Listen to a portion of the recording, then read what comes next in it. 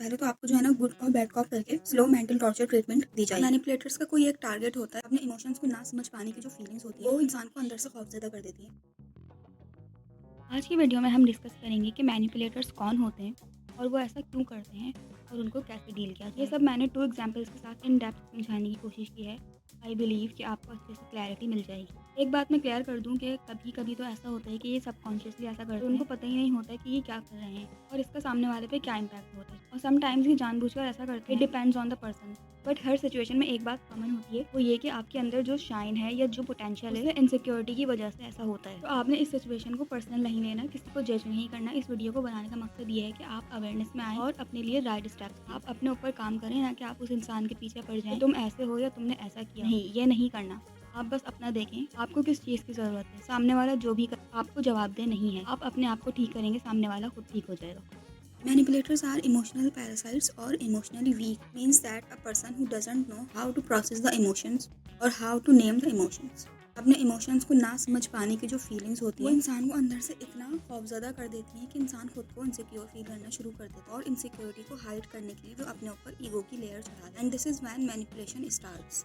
Note that this is not a text book definition, it's all my personal understanding. अगर आप मुत्तफिक नहीं है तो दैट्स परफेक्टली फाइन। मैनिपुलेटर्स का कोई एक टारगेट होता है और वो मेनली उसके बारे में बाकी सबको शक में मिला करते हैं। इसमें होता क्या है, पहले तो आपको जो है ना गुड कॉप बैड कॉप करके स्लो मेंटल टॉर्चर ट्रीटमेंट दी जाएगी, जिसकी वजह से पहले आप कंफ्यूज होंगे और फिर स्लोली एंड डीपली इरिटेट होना शुरू हो जाएंगे। And there are high chances आप एब्रप्टली रिएक्ट कर दोगे और फिर यही रिएक्शन आपको डिफेम करने के लिए यूज किया जाएगा। आपके रिएक्शंस उनके लिए टूल्स हैं। इस केस में आपको गैसलाइट भी किया जा सकता है। गैसलाइटिंग एंड मैनिपुलेशन दोनों मेरी नज़र में बहन भाई हैं। आपका इस बारे में क्या ख्याल है, कमेंट करके बताएं। नाउ इस सिचुएशन को डील कैसे करें।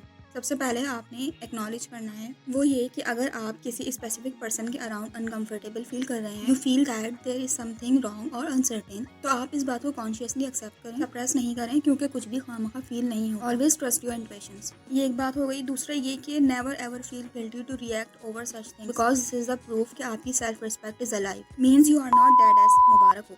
अब सिर्फ एक काम करना है, इस रिएक्शन को रिस्पांस में बदलना है। रिस्पांस करने के लिए सबसे पहले तो आपने ऑब्जर्व करना है कि सामने वाले क्या लूप होल्स छोड़ रहा है। ऐसे लोग ओवर कॉन्फिडेंस में बहुत गलतियां करते हैं। या फिर आप डेट वाइज ड्राफ्टिंग शुरू कर दें। एक डायरी बना लें या अपने सेलफोन में नोटबुक यूज कर लें। उसमें आपने प्रॉपर डेट, टाइम, प्लेस, हर चीज को मेंशन करके जो भी डायलॉग्स हो रहे हैं या व्हाटएवर जो भी सिचुएशन है उसे वर्ड टू वर्ड अपने पास नोट डाउन करना शुरू कर दें।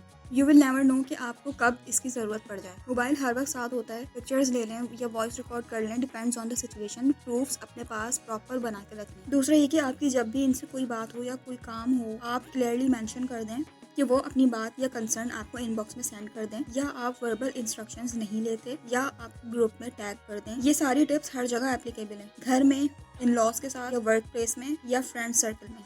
आपने बस किसी से डिस्कस करने से पहले अपने पास रिस्पॉन्स प्रिपेयर करना है।